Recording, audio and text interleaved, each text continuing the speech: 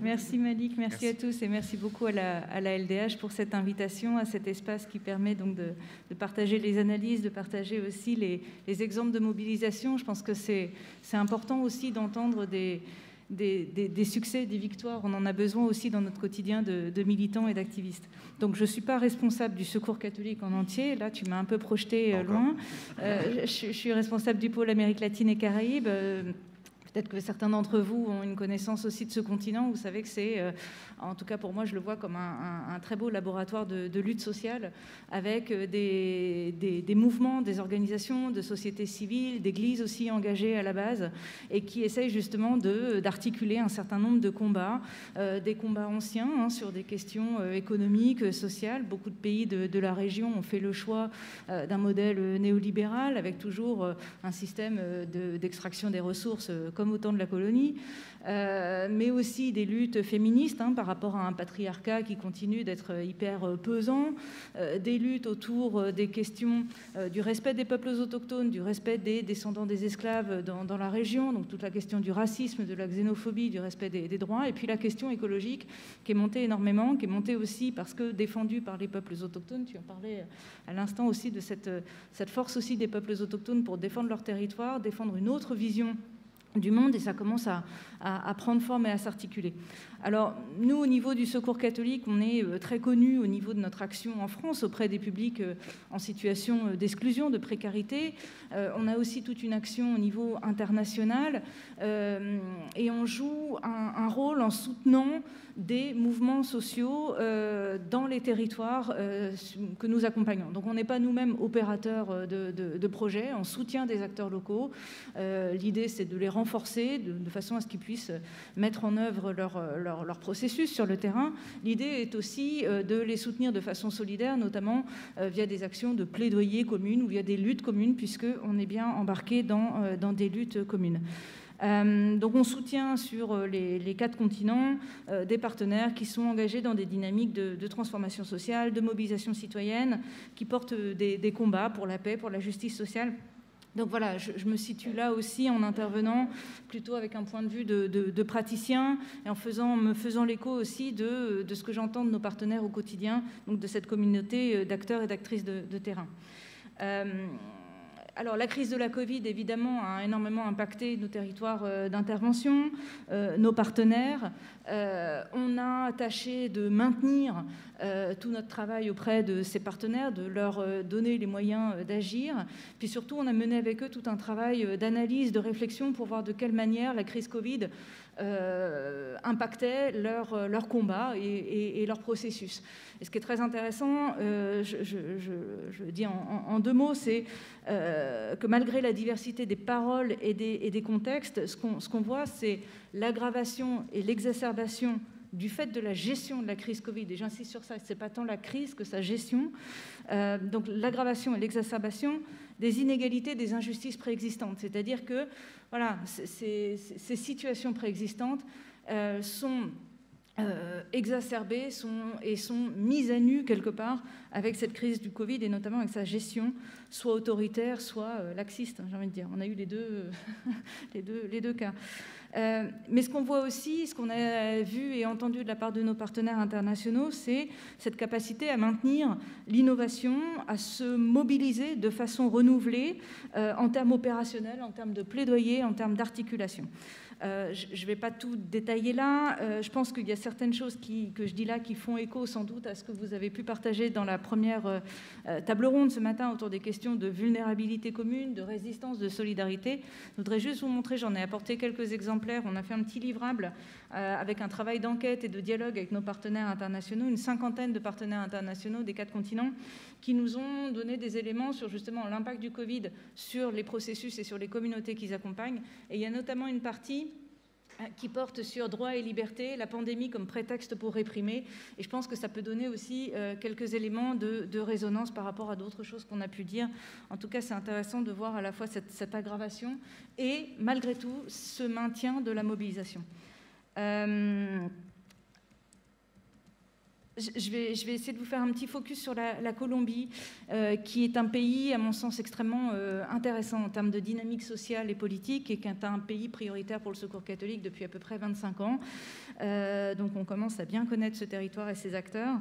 Alors, la Colombie avait déjà un contexte compliqué avant même la crise Covid. Je pense que vous connaissez certains des éléments. Un pays, une société marquée par un conflit interne long de plusieurs décennies, un accord de paix final signé en novembre 2016, il y a tout juste 5 ans, avec une mise en œuvre de cet accord de paix pleine de défis, notamment parce que c'est un accord qui prétend ne pas uniquement mettre fin au conflit, mais résoudre les questions structurelles qui ont mené à la violence armée. Une violence persistante, notamment vis-à-vis des leaders sociaux et des défenseurs des droits humains. Et finalement, tout ça montre que la société reste extrêmement polarisée, entre ville et campagne, par exemple, et puis extrêmement inégalitaire. C'est vrai, malheureusement, de toute l'Amérique latine. C'est assez flagrant, et en Colombie, ça se vit très, très fortement. Dans ce contexte, on a une société civile colombienne qui se mobilise de longue date pour la défense des droits humains, pour la justice sociale, pour la construction de la paix. Il y a des fortes mobilisations. Il y a un peu ce côté qu'on voit dans d'autres régions du continent d'une société civile comme laboratoire aussi social sur un certain nombre de mobilisations. Alors bien sûr, le spectre est large et on a une grande diversité d'acteurs avec différentes options, des options plus ou moins radicales et puis des acteurs plus ou moins enclins à se mobiliser pour du dialogue avec les représentants de l'État colombien. On peut les comprendre vu le contexte de conflit, c'est pas simple d'aller dialoguer avec les autorités. Au niveau donc de ce contexte-là, il y avait déjà beaucoup de mobilisations. Je rappelle qu'à l'automne 2019, il y avait de fortes mobilisations en réaction à la politique du gouvernement Duque, gouvernement qui avait été élu sur une base hostile à la mise en œuvre de l'accord de paix. Et donc il y avait ce fort mouvement de mobilisation, comme dans d'autres pays. Le Liban, le Chili à l'époque avait aussi, la France aussi, une forte mobilisation à l'automne 2019. Donc finalement, la crise Covid, quelque part, elle arrange bien les gouvernements autoritaires qui n'avaient pas envie de discuter avec les manifestants. Et donc, cette crise Covid, en tout cas dans le contexte colombien, elle a dans un premier temps porté un coup d'arrêt à ces mobilisations. Prétexte sanitaire, tout le monde chez soi, pas de manifestation, c'est dangereux, vous risquez d'attraper le virus. Voilà. Il y a eu une période de confinement qui a été très dure en Colombie. Un confinement très difficile à respecter, évidemment. Je pense que c'est le privilège de finalement peu de personnes qui peuvent se permettre de télétravailler, d'avoir l'ordinateur, d'avoir le frigo bien plein, d'avoir de l'épargne qui permet de gérer tout ça. Donc dans un continent où il y a à peu près, pour faire des chiffres très macro, 60% de la population qui a un travail informel, on imagine bien que confiner les gens, ça ne marche pas. Et en même temps, on a vu aussi donc des conséquences sociales et économiques du fait, encore une fois, de cette gestion de la crise sanitaire par le gouvernement, des restrictions de mobilité et qui ont conduit aussi à l'aggravation des inégalités. Je pense notamment à l'accès à l'école, au fait, je le disais à l'instant, que le confinement est impossible pour les travailleurs informels, surtout dans un contexte où il n'y a pas de protection sociale. Et puis aussi, alors, on aurait pu imaginer que pour le coup, le confinement allait protéger les leaders sociaux, les défenseurs des droits humains par rapport aux assassinats systématiques et sélectifs qu'ils subissent. Eh bien non, ça a été tout l'inverse. Finalement, quand vous êtes confiné, on sait où vous êtes. Donc si on veut vous assassiner, c'est encore plus simple, vous êtes à la maison. Voilà, et il n'y a personne pour vous protéger. Donc en fait, dans un contexte où il n'y a jamais eu autant d'assassinats des leaders et des défenseurs de droits humains que depuis la signature de l'accord de paix, on s'aperçoit qu'avec une situation de confinement, avec une situation, on va dire, de pays à l'arrêt, ce qui continue, c'est le ciblage et les assassinats de leaders et défenseurs sociaux. Et puis pendant ce temps-là, les groupes armés illégaux, qui persistent, ont profité du contexte sanitaire également pour imposer davantage de restrictions de mobilité, imposer des confinements à la population, aussi dans un contexte où l'État, finalement, n'a pas pris le relais de ces acteurs dans les territoires suite à la mise en œuvre de l'accord de paix. Voilà, donc on avait déjà une situation critique avec beaucoup d'enjeux économiques, sociaux et le gros enjeu de la mise en œuvre de l'accord de paix qui résume un peu tout ça, puisque comme je l'ai dit, ce n'est pas un accord uniquement de fin de conflit, c'est un accord de transformation du pays. Et donc ces revendications historiques, elles se sont conjuguées à des demandes plus récentes et ça a explosé, on l'a vu, ces mobilisations qui avaient été stoppées par la crise Covid, bien instrumentalisées par l'État, c'est revenu sur le devant de la scène dès avril 2021. Le détonateur de ça a été la volonté du gouvernement de proposer une réforme fiscale. Réforme fiscale parce qu'il y avait eu quelques dépenses quand même faites en 2020 face à la pandémie, et donc quelques petites mesures sociales pour aider la population. L'État colombien a considéré que tout ça, ça coûtait cher et qu'il fallait du coup faire une réforme fiscale pour, quelque part, se rembourser de ces dépenses sociales qu'on avait finalement faites. Et donc cette réforme fiscale a été conçue avec un dispositif qui faisait qu'elle pèserait en grosse majorité sur les classes moyennes et sur les classes pauvres déjà. Voilà. Alors que pendant ce temps-là, les grandes entreprises bénéficiaient de pas mal de crédits et d'allègements des restrictions pour pouvoir relancer la machine après la crise Covid, au détriment notamment de l'environnement. Donc, la population colombienne, là, il y a eu une sorte de ras-le-bol de se dire non mais c'est pas possible, il y a eu très très peu d'aide pendant la période Covid, il y a eu énormément d'une gestion assez autoritaire que je détaillais à l'instant, et maintenant on nous demande de compenser le peu de dépenses sociales qu'il y a eu en payant plus d'impôts. D'où remobilisation et donc une conjugaison de revendications historiques et des demandes plus récentes liées à la gestion de la crise sanitaire et à l'aggravation des injustices. Alors, vous l'avez sans doute suivi, ça s'est étalé sur la période avril à juin, il y a eu un rapport de la Commission interaméricaine des droits humains, il y a eu énormément de répression, l'État colombien est dans une logique, après 60 ans de guerre civile, contre des mouvements de guérilla. Toute demande, on va dire, toute demande sociale est vue comme de la subversion. Donc, répression massive, j'entre pas dans les détails des chiffres, mais assassinats, blessés, enfin voilà, c'était tout le déploiement, parce que c'est cette conception-là de la force publique. Je rappelle que la police en Colombie ne répond pas au ministère de l'Intérieur, mais au ministère de la Défense. Donc on est bien sur un registre de guerre. Et donc on gère la protestation sociale comme s'il s'agissait d'une menace terroriste ou d'une menace subversive.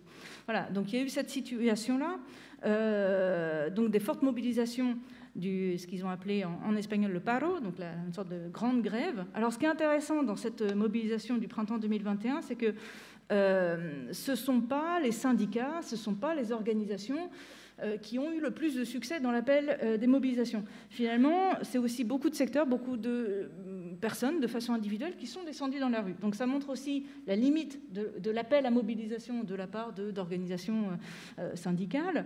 Quelque chose de très spontané, finalement, avec aussi beaucoup d'étudiants, de jeunes, qui, eux, voyaient leurs conditions de vie et leurs perspectives d'avenir se bloquer. Donc ça, c'est très intéressant comme point. C'est une force, cette spontanéité, cette mobilisation de secteurs qui ne répondaient pas à l'appel de l'une ou l'autre des organisations, mais c'est aussi un défi en termes de négociation et de pérennité. Donc ça, c'était un point qui nous a semblé intéressant. Et parfois, on se dit, oui, il y a des grandes mobilisations, et puis à quoi ça a servi, qu'est-ce qui a changé? Il y a eu des résultats. Donc ça montre bien que là aussi, en se mobilisant, on obtient des résultats. Finalement, le premier résultat, c'est que le gouvernement a dû retirer sa réforme fiscale. Donc déjà, comme je vous l'ai dit, la goutte d'eau qui avait fait déborder le vase, c'était cette réforme fiscale. Boum, réforme fiscale, au revoir. Chute du ministre des Finances, et puis aussi d'autres choses par rapport à une réforme dans le secteur de la santé que le gouvernement voulait réaliser, qui tendait vers ce qu'on disait tout à l'heure, une plus grande privatisation, alors que c'est déjà bien le cas en Amérique latine. Donc ça aussi, ça a été enlevé.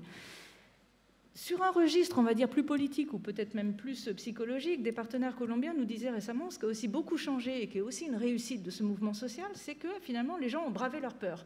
Malgré la répression, malgré les violences policières, les gens ont bravé la peur. Les gens ont tenu tête au discours de l'État, qui était très facile, puisque avant, l'État colombien disait s'il y a des problèmes dans le pays, c'est à cause de la guérilla. On est en conflit, on est en guerre, on ne peut rien faire d'autre. Il y a un accord de paix depuis 5 ans. Voilà.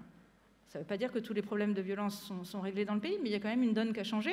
Donc le discours de l'État, comme quoi c'est toujours la faute des FARC et c'est toujours la faute des guérillas, beaucoup de personnes ont commencé à se dire, en fait, ça ne tient pas. Ça tient pas, donc il y a d'autres choses à creuser. Et puis beaucoup se sont dit, finalement, il y a une autre façon de faire de la politique.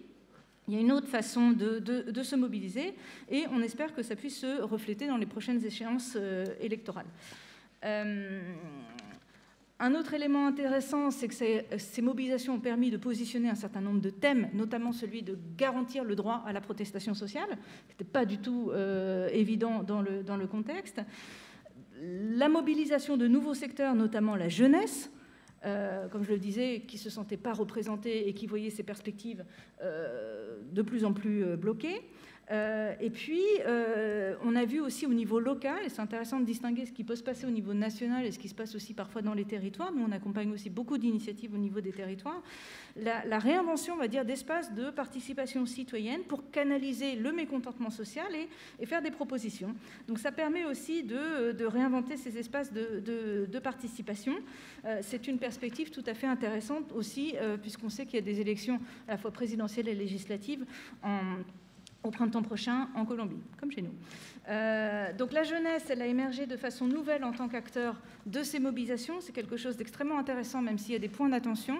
Un de nos partenaires en Colombie, Caritas Colombie, a fait tout un travail d'accompagnement des organisations de jeunesse qui voulaient participer dans du dialogue social, mais qui ne savaient pas bien comment faire.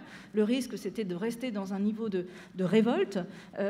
Donc notre partenaire les a accompagnés en se disant, voilà, comment on vous accompagne pour pouvoir construire des réponses politiques.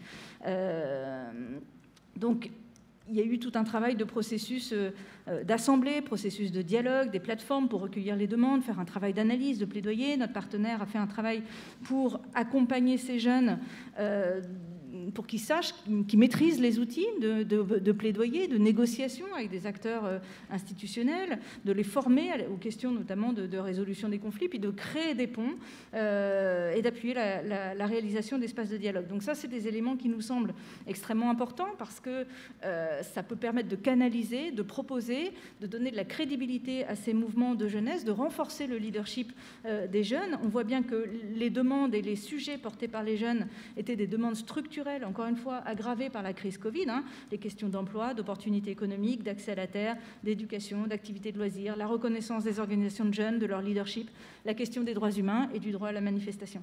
Donc il y a tout un enjeu de pouvoir maximiser le potentiel de leadership des jeunes, de renforcer ces synergies, de connecter les agendas locaux et nationaux. Et en ça, il me semble que c'est un exemple tout à fait inspirant par rapport à d'autres choses qu'on peut voir, qu'on peut réfléchir ou qu'on peut avoir envie de soutenir. Je vais faire court, je vois que tu me regardes avec insistance. Tu as largement dépassé ton temps. Pardon. Voilà, non, je termine là en disant que il me semble que c'est important de ne pas sombrer dans la déprime en regardant ces contextes et en se disant quelles sont les mobilisations qui existent, quelles sont les mobilisations qui marchent, comment on peut rester acteur de solidarité internationale avec tous ces mouvements. Ça joue énormément, le fait qu'il y ait des organisations d'autres pays qui soutiennent ces mouvements-là, c'est un gage aussi de protection et de soutien. Donc voilà, ça ne se fait pas en quelques jours, c'est des processus dans la durée, mais c'est des choses qui peuvent donner des résultats très concrets et qui nous rassemblent et qui peuvent nous inspirer mutuellement. Voilà.